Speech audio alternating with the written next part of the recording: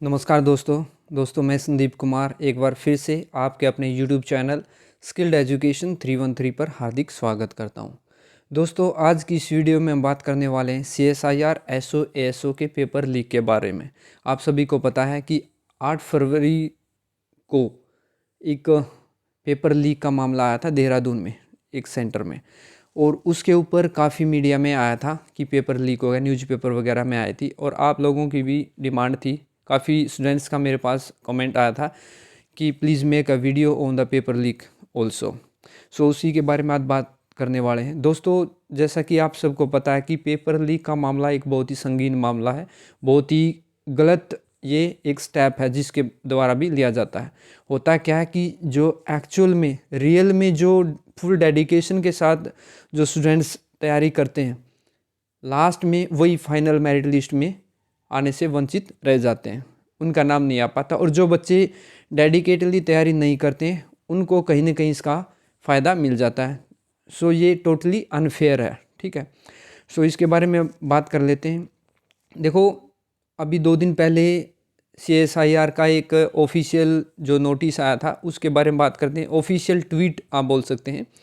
इन्होंने बोला गया कि 5 फरवरी से 20 फरवरी तक जो शेड्यूल है उसी मैं ब्रीफ बता देता हूँ। सबसे पहले आपको इसकी जो इनका ट्वीट है वो क्या बोलना चाह रहे हैं कि 5 फरवरी से 20 फरवरी तक इनका शेड्यूल है और वही शेड्यूल आगे भी रहने वाला है। ये बोल रहे हैं स्टूडेंट्स को कि मीडिया से, सोशल मीडिया से, ऑनलाइन वीडियो से बचें, अफवाहों से बचें। ऐसा कुछ नहीं हुआ है। हाँ, टेक्निकल इशू कुछ हुआ था, उसके बारे में इन्होंने क्या है ऑडिट कमेटी बना दी है टेक्निकल इशू की वजह से। और फर्दर आगे ऐसा न हो, सभी सेंटर्स पे इन्होंने क्या लगा दिए, जैमर्स वगैरह लगा दिए हैं। अपनी IT टीम वहाँ पे स्ट्रिक्ट एक्शन के लिए इन्होंने गठित कर दिया है, ठीक है। जैसा कि बता रहे हैं कि देहरादून में 8 फरवरी को ये जो मामला आया था SO के एग्ज़ाम का लीक का, उसके बारे में बात कर रहे हैं कि conducted by CSI IT system deployed CBT conducted by CSIR, ठीक है। लेकिन जैसा कि ये मान रहे हैं कि हुआ ही नहीं ऐसा कुछ, या तो फिर मीडिया झूठ बोल रही है या तो फिर ये झूठ बोल रहे हैं। होता क्या दोस्तों, आग वहीं लगती है या तो धुआं वहीं उठता है जहाँ पे आग लगती है। बगैर लीक हुए तो ऐसा मामला आएगा नहीं कि पेपर लीक हो गया, बाकी शिफ्टों में ऐसा क्यों नहीं हुआ, ठीक है। सो आप एक बार पूरा नोटिस देखें क्या बोल रहे हैं ये। जैसा इसमें इन्होंने बताया कि CSIR has already deployed mobile jammers इन्होंने लगा दिए हैं जगह जगह पे। जिस सेंटर में ऐसा हुआ था उसके अलावा बाकी सभी सेंटर्स में भी secured manner merit list candidate shall be protected. ये बिल्कुल फुल उसके साथ सहानुभूति दिखा रहे हैं कि ऐसा नहीं होना चाहिए, क्योंकि जिन्होंने तैयारी की है उनके साथ इम्पार्शलिटी नहीं होनी चाहिए। और आगे क्या बोल रहे हैं, the candidate are further advised not to bothered by various social medias post news online videos subject and take the exam as per the announce schedule. इनके हिसाब से ऐसा है कि जो शेड्यूल इन्होंने दिया हुआ है 5 फरवरी से 20 फरवरी तक, उसी शेड्यूल में क्या एग्ज़ाम होने वाला है। लेकिन अभी आप देखें कि न्यूज़पेपर में क्लियर आया हुआ है कि ऑनलाइन परीक्षा में नकल कराने वाला गिरोह पकड़ा गया। CSIR SO ASO अफसर व असिस्टेंट सेक्शन अफसर पद की चल रही थी परीक्षा। सो अभी न्यूज़पेपर वाले तो झूठ बोल नहीं सकते, और एक न्यूज़पेपर में नहीं बहुत सारे न्यूज़पेपरों में ऐसा देखने को मिला है। सो अभी बात क्या है कि अभी क्या होना चाहिए। देखो आप भी अपने कमेंट सेक्शन में बता सकते हैं कि क्या होना चाहिए, क्या एक्शन लिया जाना चाहिए। एज पर माई परसेप्शन क्या होना चाहिए कि जिस शिफ्ट का एग्ज़ाम लीक हुआ है उस शिफ्ट का एग्ज़ाम ज़रूर रीशेड्यूल होना चाहिए। जैसा कि नॉर्मल इनका शेड्यूल क्या 5 फरवरी से 20 फरवरी तक है, बाकी शिफ्टों में एग्ज़ाम जिसके नहीं हुए हैं या जिसका लीक नहीं हुआ उनका वही मान्य होना चाहिए। लेकिन जो 20 शिफ्ट में एग्ज़ाम लीक होता है उसका रीशेड्यूल होना चाहिए 20 के बाद।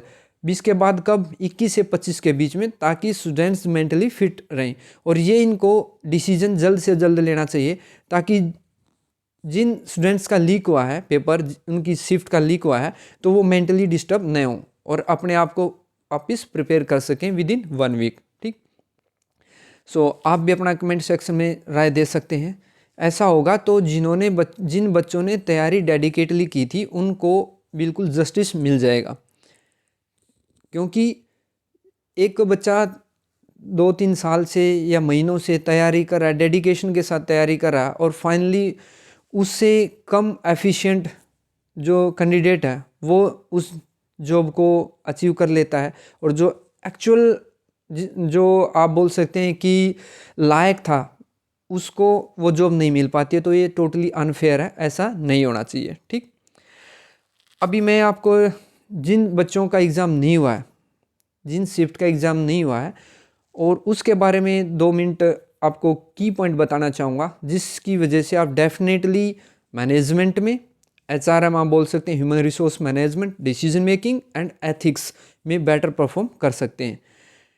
ज़्यादा समय नहीं लूँगा, 2-3 मिनट में आपको की पॉइंट बताऊँगा, और इसके अलावा मैं एक सेपरेट वीडियो इन तीनों टॉपिक पे 5 to 6 मिनट की दोबारा से स्टेप बाय स्टेप आपको बताऊँगा, उसको आप ज़रूर देखें, जिससे कि आप अपने 100% तीनों टॉपिक्स के क्वेश्चन ईजिली कर पाएंगे।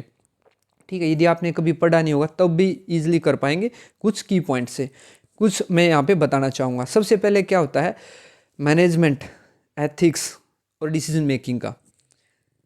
आपको you have to create a healthy and lively environment to get your common desired goal of the organisation. यदि आप एक हेल्दी और लाइवली इन्वायरमेंट क्रिएट करेंगे तो आपका जो स्टाफ है वो 100% कंट्रीब्यूट करेगा towards the achievement of the organisational goal. ये एक की पॉइंट है। दूसरा, आपको जो स्टेटमेंट दे रखी होंगी, 8 फरवरी को मैं खुद एग्जाम में बैठा था।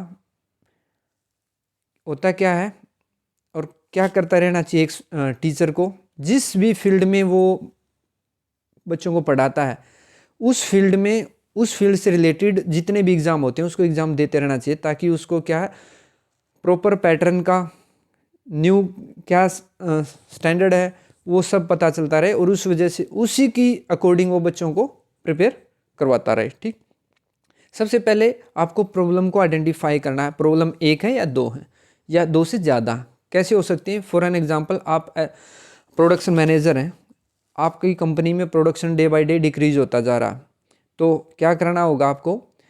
सबसे पहले प्रॉब्लम नंबर 1 तो ये होगी कि प्रोडक्शन को आपको बढ़ाना, प्रोडक्शन कम हो रहा। दूसरा, आप इस प्रॉब्लम को सोल्व करने के लिए आप एक कोई स्कीम लेके आगे, कोई पॉलिसी लेके आगे, लेकिन उस पॉलिसी की वजह से आपके स्टाफ जो आपके सबॉर्डिनेट हैं, वर्कर हैं, वो हैप्पी नहीं है। तो दूसरा नंबर प्रॉब्लम क्या होगी, उनका वो अनहैप्पी हैं। ठीक है, अनहैप्पी होंगे तो वो 100% अपने कंट्रीब्यूट नहीं कर पाएंगे। तो आपको क्या करना उस केस में, दोनों प्रॉब्लम को आइडेंटिफाई करना, उनको प्रायोरिटाइज करना कि प्रॉब्लम नंबर 1 क्या रहेगी, प्रॉब्लम नंबर 2 क्या रहेगी, और फिर आपके पास जितने भी अवेलेबल रिसोर्सेस हैं, जो मैनेजमेंट ही एक क्या है, to complete the job within the stipulated time, within the time given period, with the scarcity of resources, with the availability of resources, limited resources, उनके साथ आपको उस प्रॉब्लम से बाहर आना है, उसका सलूशन ढूंढना है। ठीक, सो दोस्तों, सबसे पहले नंबर 1 क्या हो गया, प्रॉब्लम को आइडेंटिफाई करना है, एक से ज़्यादा है तो उनको प्रायोरिटाइज करना है, उन प्रॉब्लम को रिजोल्व करना है। जैसा कि सिचुएशन नंबर मैंने बताई, आपको क्या करना, प्रोडक्शन को इंक्रीज करना है और उनको भी हैप्पी करना, किसको, सबॉर्डिनेट को। सो सबसे पहले आपको सबॉर्डिनेट को हैप्पी करना होगा, उनको कन्विंस करना होगा एज पर योर पॉलिसी जो आप स्कीम लेके आए हैं टू इंक्रीज योर प्रोडक्शन। जब वो सेटिस्फाई हो जाएंगे, उसके बेनिफिट, उसके लॉन्ग टर्म बेनिफिट्स के बारे में आपको उनको बताना होगा। जब वो उससे सेटिस्फाई हो जाएंगे तो क्या होगा, वो अपना 100% कंट्रीब्यूट कर पाएंगे टुवर्ड्स योर टारगेट। उससे क्या होगा, वो भी खुश होंगे, उनकी प्रॉब्लम भी सोल्व हो जाएगी और आपका भी टारगेट पूरा हो जाएगा। उनकी प्रॉब्लम को कैसे सोल्व कर सकते हो आप, नंबर 1, आप उनको मोटिवेट करें, उनको एक हेल्दी इन्वायरमेंट वहाँ पे क्रिएट करवाएं, उनको इंसेंटिव दें इंसेंटिव से क्या होगा, उनका मोटिवेशन बढ़ेगा। इंसेंटिव किसको देंगे, जो बेटर वर्क करेगा, ठीक है। इसमें मैनेजमेंट की 3-4 जो टेक्निक हैं वो हैं, जैसे टेलर्स मॉडल है, ठीक है, अलग अलग है, रोवन प्लान है, तो वो ज़्यादा डीप में हो जाएगा, उसके बारे में अब मैं बात नहीं करूँगा। कि जो स्टैंडर्ड से कम काम करेगा, फॉर एन एग्जांपल आपने एक वर्कर को बोल दिया कि एक दिन में 100 पेन बनाने, 100 पेन उसको बनाने हैं। जिसने 100 बना दिया उनका आपने एक स्टैंडर्ड रेट डिसाइड कर दिया कि 200 रुपीज़ पर डे मिलेंगे। जिसने 100 से कम किया तो उसको बताएं कि आपको 80% ही मिलेगा 200 रुपीज़ का।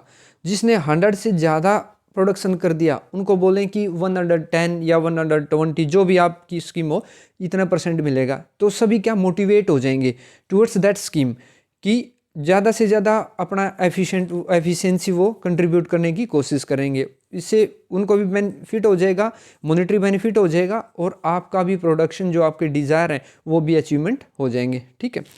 सो आपको ट्राई करना है, try to avoid to criticise your organisation, your system, the government etcetera.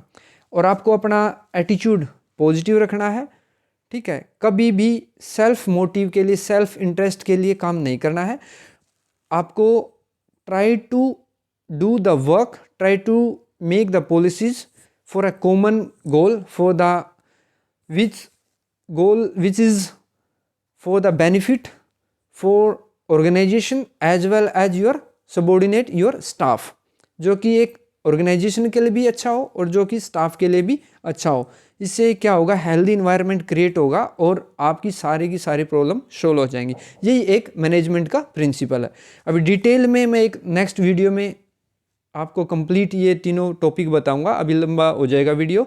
Thank you very much. यदि आपको लगा हो कि ये वीडियो बेनिफिशियल है तो आप इसको लाइक करें, और मेरे चैनल पे नए हैं तो सब्सक्राइब करें। इस चैनल पे मैं UGC net commerce, PGT commerce, assistant professor management and commerce, plus SSB service selection board जो इंटरव्यू प्रोसेस है 5 डेज, उसकी कंप्लीट प्रिपरेशन करवाता हूँ, वो भी फ्री ऑफ कॉस्ट। सो यदि आपको लगे कि ये आपके लिए हेल्पफुल है तो subscribe my channel. Thank you very much.